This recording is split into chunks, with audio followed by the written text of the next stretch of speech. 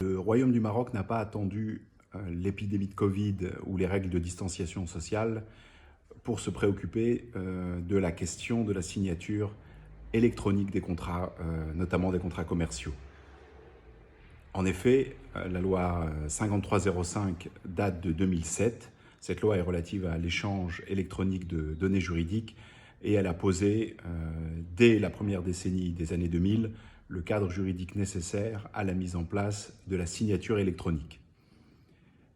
La signature électronique a été rendue d'autant plus importante par la fermeture des frontières et l'impossibilité pour les différents opérateurs économiques de continuer à se déplacer pour pouvoir signer des contrats, échanger des documents d'ordre juridique.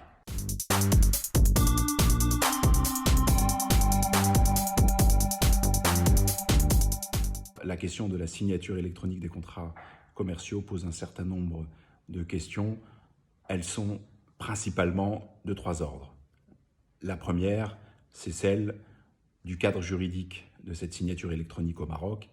La seconde, c'est la validité ou l'acceptation par les administrations marocaines ou les tribunaux de cette signature électronique. Et la troisième, c'est celle de l'usage et de la vulgarisation, de la percée réelle de ces signatures électroniques dans notre monde économique marocain. S'agissant du cadre juridique de la signature électronique, je l'ai évoqué très rapidement en introduction, nous avons cette loi 5305 sur l'échange électronique de données juridiques qui permet de poser un cadre tout à fait clair et qui est relativement conforme à ce que l'on peut trouver dans la plupart des législations internationales relativement à la dématérialisation et à la digitalisation. L'objectif principal poursuivi par la loi 5305 est en effet de s'assurer de la fiabilité de la signature électronique, fiabilité signifiant principalement la capacité à authentifier la signature et à la rattacher à un signataire précis. Le second aspect ayant trait, lui, à la possibilité de stocker sur une durée suffisamment longue l'ensemble de ces données contractuelles sans que leur intégrité ne puisse être touchée, sans qu'elle puisse être altérée, et donc plus simplement sans que l'on puisse modifier le contenu de ces différents contrats. Alors cette loi 5305, qui s'est concrétisée par l'ajout d'un certain nombre d'articles au sein du DAIR formant code des obligations et contrats, est particulièrement significatif, sur un premier plan notamment, qui est celui de la validité des documents électroniques. L'article 417.1 du DAIR portant code des obligations et contrats permet en effet de poser, depuis cette date, donc depuis 2008, que les documents électroniques ont la même force probante que des documents papier. Ça n'a pas l'air de grand-chose, mais c'est une véritable révolution, puisque l'on considère qu'un document électronique, un email par exemple, aura la même force probante qu'un document papier, sous réserve naturellement qu'on puisse en déterminer l'auteur, et donc qu'on puisse l'imputer à une personne juridique bien définie, et qu'on puisse aussi être en mesure de démontrer l'absence d'altération de ce document. Donc c'est là quelque chose d'assez intéressant et d'assez novateur. On a posé un des premiers jalons de la reconnaissance juridique de ces documents électroniques.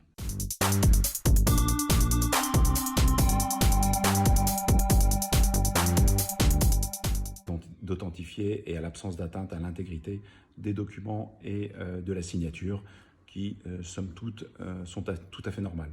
Par contre, la spécificité en droit marocain, c'est que nous avons une gamme de signatures électroniques, on va dire particulièrement sécurisée. On a un éventail un peu moins large que ce qui peut se faire en droit européen, par exemple. En droit européen, il y a 3 niveaux de signature électronique: la signature électronique simple, la signature électronique certifiée et la signature électronique qualifiée.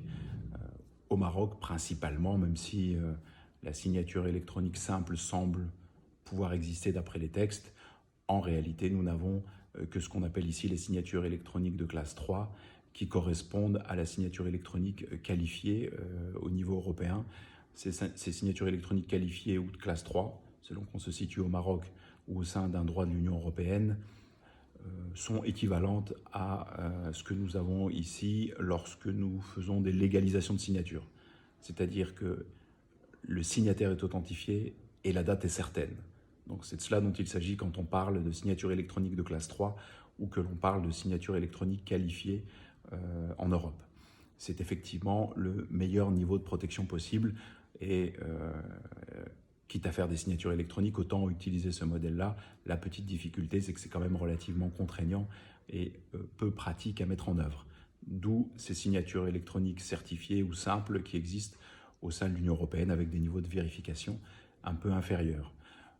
Au Maroc, donc, on a principalement cette signature électronique de classe 3 et cette signature électronique de classe 3, de toute façon, pour pouvoir être utilisée, doit figurer sur une liste établie par la DGSSI qui permet en quelque sorte de donner un agrément à l'organisme qui a mis en place ce type de signature électronique. Cette signature électronique de classe 3 au Maroc, c'est principalement la Poste, le groupe La Poste, et plus précisément Bari Design, qui permet d'utiliser ce type de signature électronique totalement sécurisée, totalement opposable, et qui a la même force probante et la même valeur juridique qu'un document signé et légalisé auprès des autorités locales.